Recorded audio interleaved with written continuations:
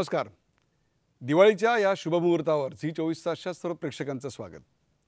दिवाळीच्या या काळामध्ये आम्ही तुम्हाला भारतीय अभिजात शास्त्रीय संगीतातील काही महान गायकांची एक मैफिल सजवणार आहोत. आज आपण भेटणार आहोत अशा गायकाला की ज्यांनी दक्षिण भारतात जन्म घेतला, दक्षिण भारतात तो वाढला आणि त्याहीपेक्षा सुद्धा त्यांनी आपल्या गायकीनं अवघं विश्व पादाक्रांत केलं. आज त्याच्या सांगीतिक प्रवासाबद्दल, त्याच्या गायकीबद्दल आपण त्याच्याकडून जाणून घेणार आहोत. स्वागत करूया किराणा घराण्याचे गायक जयतीर्थ मेवुंडी यांचं. जयतीर्थजी स्वागत. जयतीर्थजी, हुबळी धारवाड या भागाचं एक वैशिष्ट्य आहे. इथल्या पाण्याचा गुण आहे की नाही मला माहिती नाही, परंतु इथल्या मातीमध्ये काहीतरी खास आहे. आणि ते खास असं आहे की इथंच बसवराज राजगुरू, मल्लिकाजी मनसूर, गंगूबाई हनगल, सवाई गंधर्व, पंडित भीमसेन जोशी आणि त्यानंतर आता तुम्ही आज या संगीताच्या मैफिलीमध्ये तुमच्या गायकीबद्दल बोलणार आहोत, तुमच्याकडून गाणं ऐकणार आहोत. आणि या सगळ्या प्रवासामध्ये आपल्याला साथ देणार आहेत हार्मोनियमवर केवल कावळे, तानपुऱ्यावर कनका जोशी. जयतीर्थजी, तुमचा जन्म हुबळी धारवाड भागातला. घराघरात तिकडे संगीत गायलं जातं, विशेषतः दक्षिण भारतीय अशा स्वरूपाचं संगीत असतं. तुमच्या आजूबाजूला बालपणी संगीत होतं का? संगीताचा पहिला संस्कार कोणी केला? तुमचं बालपण कसं होतं? बघा, घरी ॲक्च्युली मी लहान असताना आईंना खूप आवड होती गाण्याची. आणि आई बाबांना दोघांना होते. आईंना जास्त म्हणजे आवड होते आणि त्यांना त्या काळचं म्हणजे वसंतराव देशपांडे, अभिषेकी बुवा, भीमसेनजी, गंगूबाई हनगल जितके रेडिओमध्ये त्यांचं गाणं लावायचं तर मला त्यांचं नाव सांगायचं आणि रोज ते मला ऐकवायचं गाणं. आणि ते दरवर्षी कुंदगोळ म्हणून जे गाव आहे हुबळीजवळ, तिकडे सवाई गंधर्व महोत्सव अजूनही होत आहे. तर तिकडे मला घेऊन जायचे आणि आई आणि वडील. लहानपणी कोणाकोणाला ऐकलं तिकडे? मी लहान असताना भीमसेनजींचं तरी मी ऐकलेलं आहे खूप, आणि राजगुरूजींचं ऐकलं खूप. तसं बरेच कलाकारांचं मला ऐकलं. बसवराजजींचं त्या काळातलं कुठलं गाणं तुम्हाला आठवतंय? त्याची काही झलक सांगाल? मी ऐकलेलं त्यांचं सरस्वती. त्यांचं आवाज म्हणजे एकदा लागलं की एकदम वर वर चढत जायचं आवाज, असं रीतीने त्यांचा आवाज, त्यांचा गुणधर्म होतो. आणि मी त्यावेळी मला काही कळायचं नाही, नुसतं मला आवडायचं, मी येऊन बसायचं तिकडे. तसं मी त्यांचं सरस्वती आणि कौशिक कांडा असं 2-3 राग मी ऐकलेले आहेत. त्याची एक झलक दाखवाल?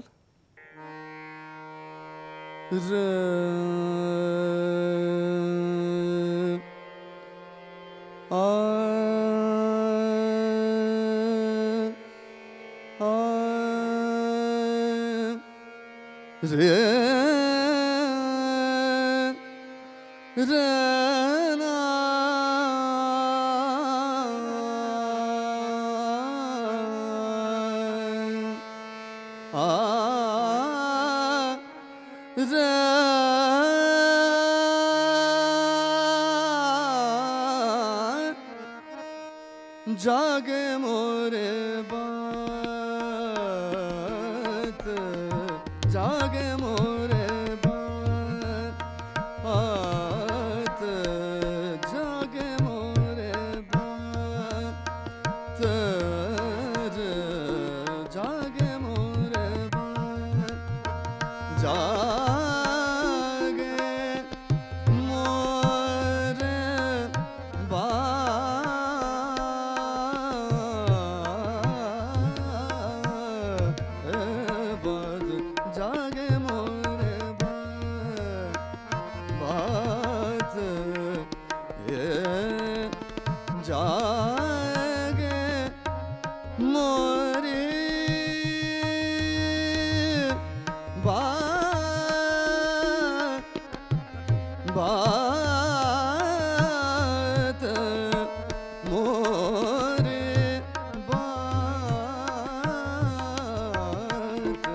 जागे मोरे बात, जागे मोरे बात, जागे मोरे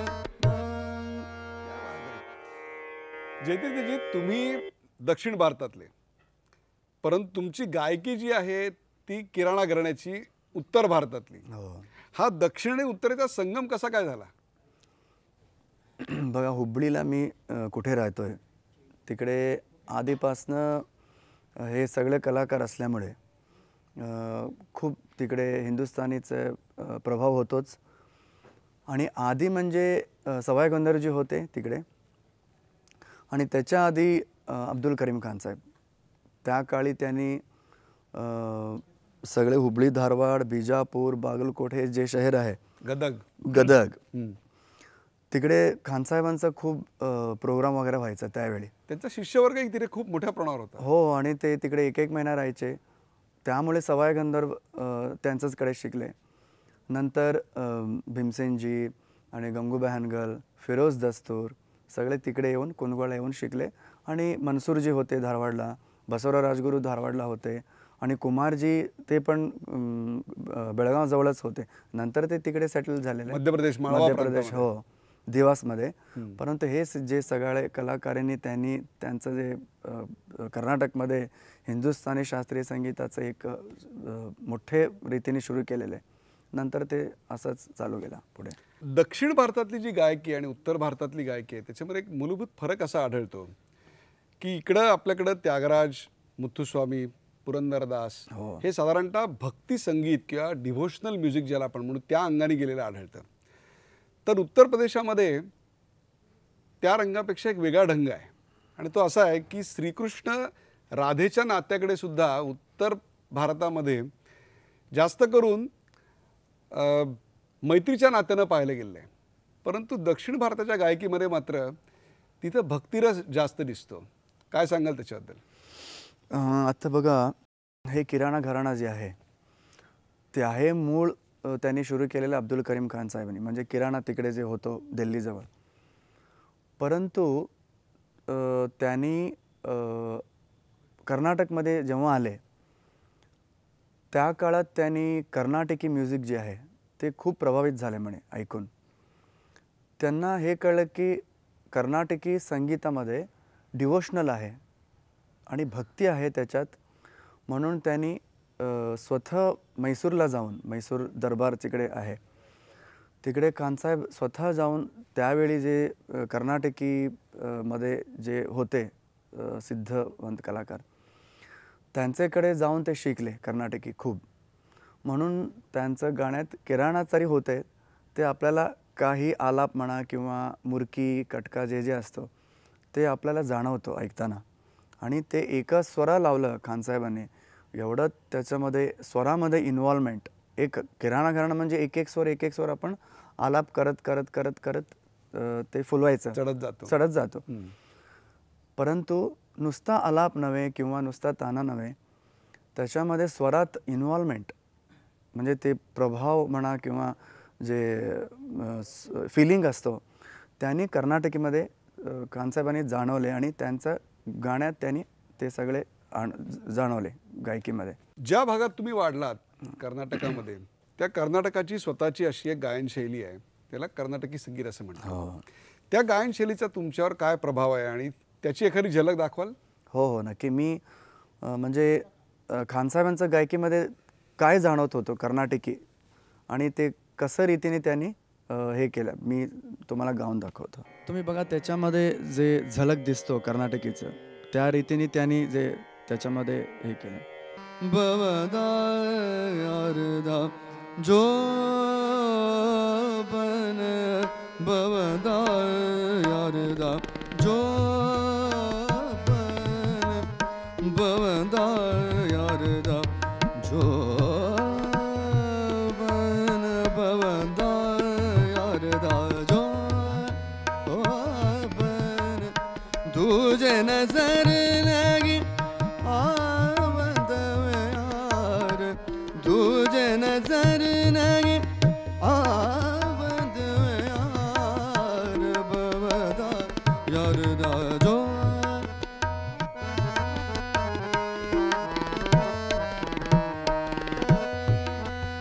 जो बन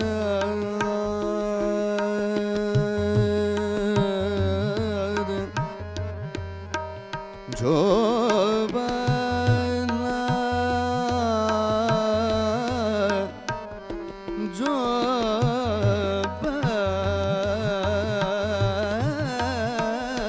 हे जे आलापाचे असतात हे सगळे कर्नाटकीचं आहे. म्हणजे हा जे फिलिंग आहे जो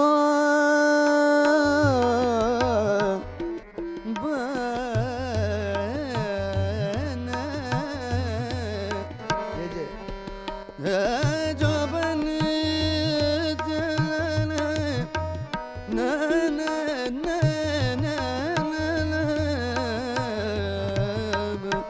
बवदा यारदा जो बवदा यारदा जो हे जे कर्नाटकी त्यांनी जाणवलेल्या गोष्टी आलापमधलं आणि स्वरामधलं फिलिंग हे सगळे भक्ती तसं एक मी तुम्हाला गाऊन दाखवतो.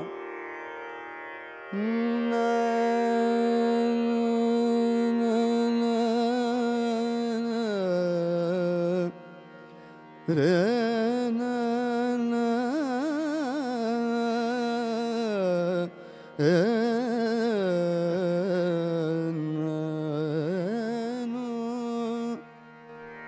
हे जे त्यांनी हिंदुस्थानीमध्ये जाऊन आलं.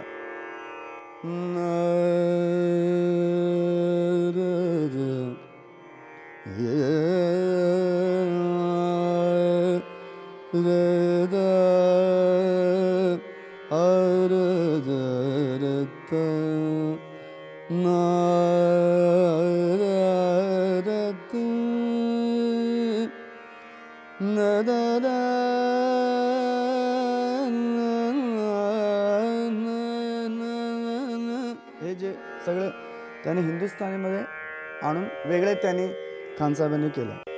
एक गाणं जे जयतीर्थ यांच्याकडून मी गाऊन घ्यावं अशी तुम्हा सगळ्यांची इच्छा आहे, तेच गाणं मी त्यांना आत्ता त्याची एक झलक पेश करायला सांगणार आहे. ते म्हणजे भाग्यदा लक्ष्मी भारम्मा. लक्ष्मी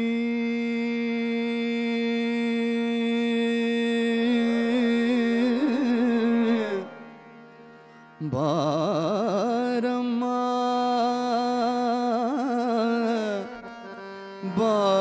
बारम्मा बारम्मा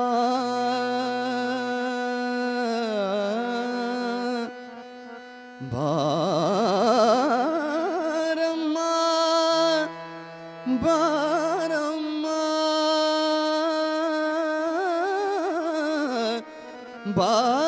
बारम्मा बारम्मा लक्ष्मी बारम्मा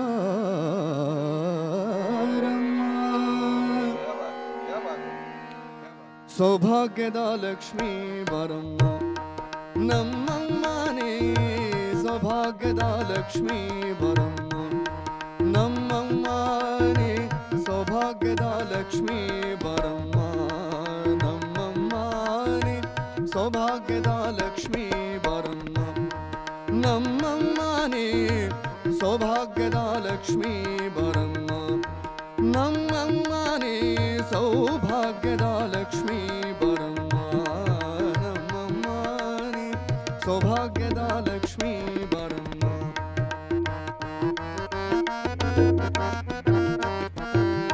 ಗೆಜ್ಜೆ ಕಾಲ್ಗಳ ಧ್ವನಿಯ ತೋರುತ್ತ ಹೆಜ್ಜೆಯ ಮೇಲೊಂದೆಜ್ಜೆಯ ನಿಕ್ಕುತ ಗೆಜ್ಜೆ ಕಾಲ್ಗಳ ಧ್ವನಿಯ ತೋರುತ್ತ ಹೆಜ್ಜೆಯ ಮೇಲೊಂದೆಜ್ಜೆಯ ನಿಕ್ಕುತ ಸಜನ ಸಾಧು ಪೂಜೆಯ ವೇಳೆಗೆ ಸಜನ ಸಾಧು ಪೂಜೆಯ ವೇಳೆಗೆ ಮಜಿಗೆ ಒಳಗಿನ ಬೆಣ್ಣೆಯಂತೆ ಸೌಭಾಗ್ಯದ ಲಕ್ಷ್ಮೀ ಬಾರಮ್ಮ ನಮ್ಮಮ್ಮನೇ ಸೌಭಾಗ್ಯದ ಲಕ್ಷ್ಮೀ ಬಾರಮ್ಮ ನಮ್ಮಮ್ಮನೇ ಸೌಭಾಗ್ಯದ ಲಕ್ಷ್ಮೀ ಬಾರಮ್ಮ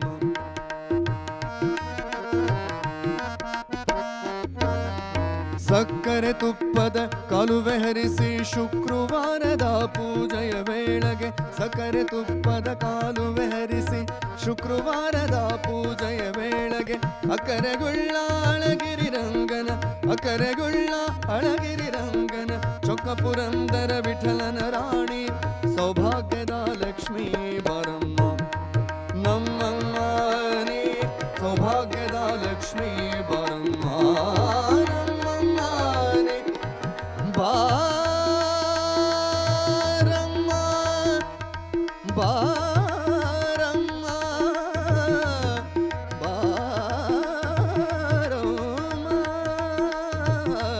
बारम्मा बारम्मा बारम्मा बारम्मा बारम्मा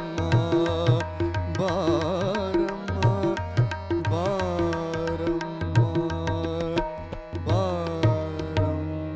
जयतीर्थजी आपले गुरु पंडित श्रीपती पाडेगार यांनी तुम्हाला खऱ्या अर्थाने अभिजात शास्त्रीय संगीताचे पहिले धडे दिले, किराणा घराण्याची गायकी समजावून दिली, त्याचं व्याकरण समजावलं. एक प्रकारे तुमच्या गळ्यावरचा पहिला शास्त्रीय संगीताचा संस्कार त्यांनी केला. अनेक राग बसवले, चीज, बंदिशी हा सगळा प्रवास तुमच्यासमोर उलगडून दाखवला. एक प्रचंड मोठं धन तुमच्यासमोर त्यांनी अक्षरशः खजिना त्यांनी उघडा केला. त्यांच्या संस्कारांबद्दल काय सांगाल? त्यांची शिकवण्याची पद्धत काय होती? त्यांच्याकडून तुम्हाला काय मिळालं?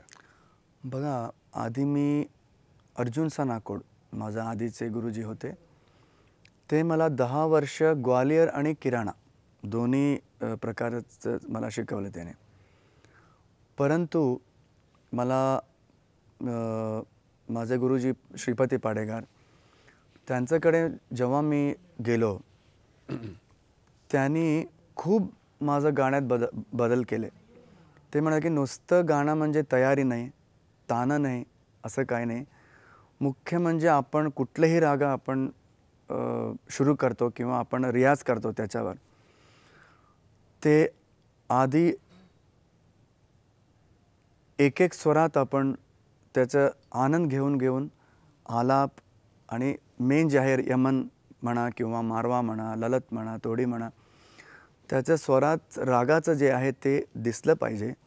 आणि तानपुरा ऐकून एकदा सुरू झालं की असंच नाही. तानपुराला तसं मला शिकवताना त्यांनी खूप मोठे कलाकारांचे उदाहरण देऊन शिकवायचं. कानसाहेब तरी होते आणि त्यांचं गुरुजी पंडित भीमसेनजी, त्यांचं गाण्यामध्ये काय वैशिष्ट्य आहे, त्यांनी कसं रियाज केलं ते आम्हाला खूप सांगायचं. गंगूबाई म्हणा, फिरोज दस्तुरजी म्हणा, रोशनारा बेगम, सगळ्यांचं, वहीद खान साहेब. मुख्य मला जे सांगितलं उस्ताद आमिर खान साहेबांचं, ते म्हणाले की तुम्ही रियाज करता हे ठीक आहे, परंतु त्यांचं तुम्ही ऐका. एकदा सुरू झालं की मध्ये तानपुरा ते थोडंसं पॉज देऊन गायचं. एकदा त्यांनी आलाप करून एकदा तबला बरोबर सुरू केला, एक पॉज त्यांनी सोडायचं बंदिश नंतर, असं ते भरून जायचं. हे त्यांनी खूप आम्हाला म्हणजे प्रत्येकाची एक जी वैशिष्ट्य होती ती वैशिष्ट्य त्यांनी उलगडली. म्हणून मला त्यांनी किराणा घराण्यामध्ये एक स्वर आपण घेऊन कसं आपण रियाज म्हणजे करायचे आणि ते एक स्वर घेऊन कसं त्याला रागाचे सौंदर्य ते वाढवायचं ते सगळे शिकवलं. सूर आणि तान, स्वर सगळे कसं ते एक राग म्हणजे असं पाहिजे, दिसलं पाहिजे असं. तुमची त्यांची शिकवण्याची पद्धत काय होती? गुरुकुल परंपरा होती?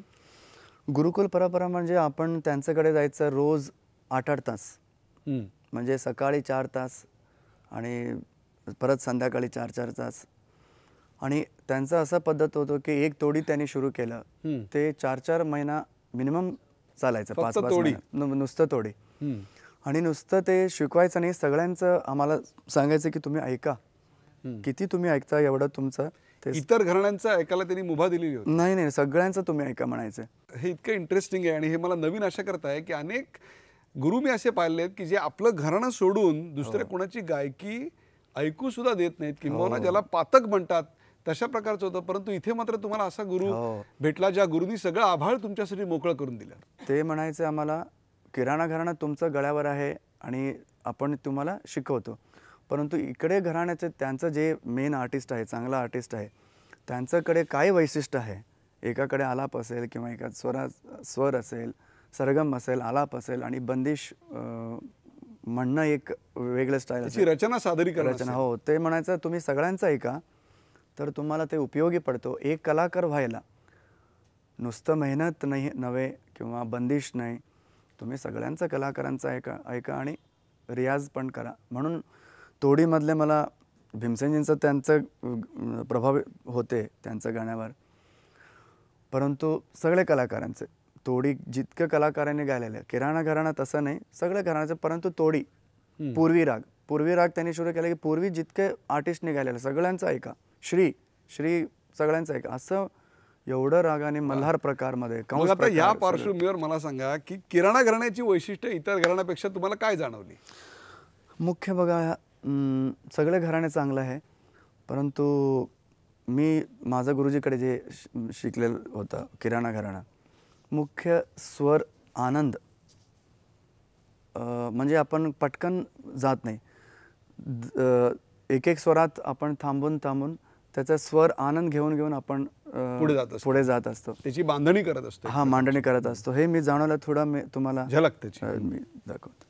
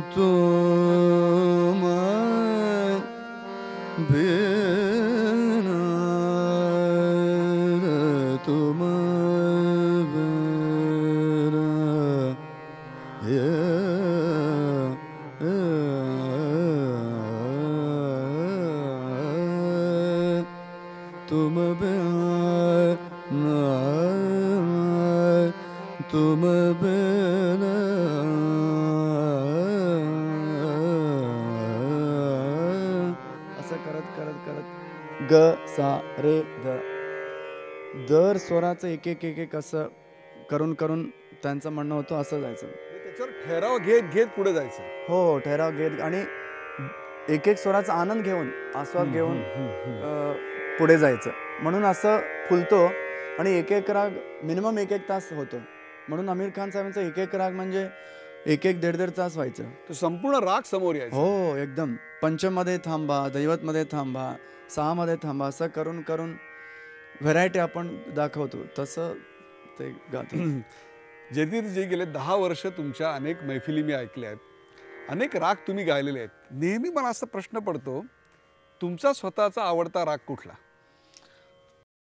एक आहे ललत आणि तोडी आहे, आणि मारवा, शुद्ध कल्याण, दरबारी कानडा, हे मला सगळे खूप वर्षापूर्वी, म्हणजे हे सगळे राग मी ऐकलेच आहेत, परंतु तुमच्याकडून अगदी पहिली मैफिल 10-12 वर्षापूर्वी मी ऐकली होती, त्याच्यात तुम्ही पुरिया धनश्री गायला होता. हो, त्याची एक झलक. हो, नक्की. वा.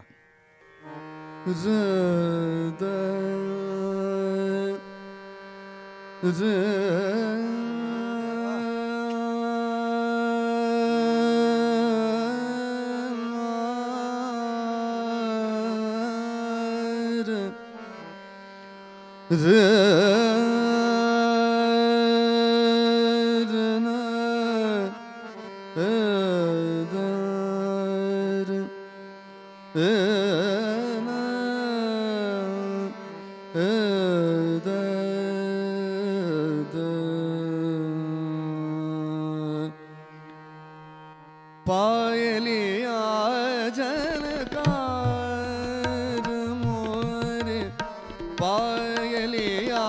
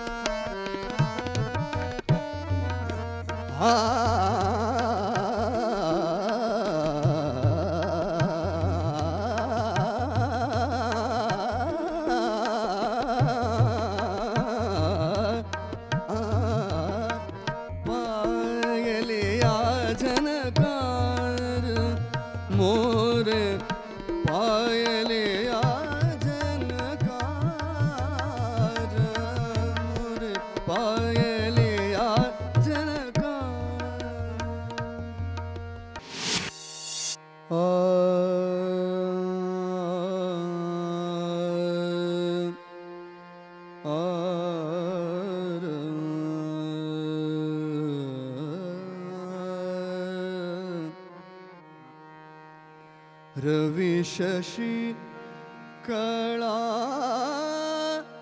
लोपले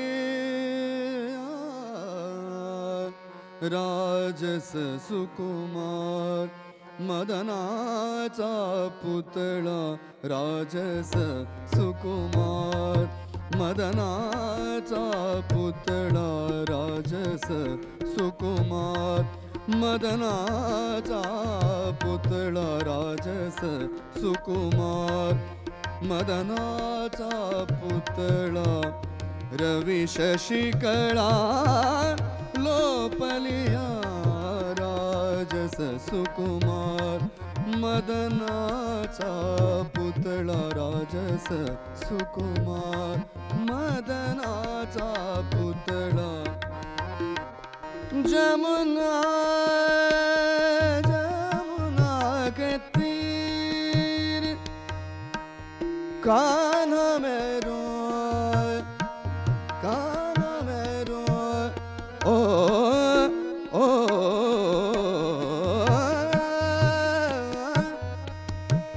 जमुना के तीर। झी 24 तास रहा एक पाऊल पुढे।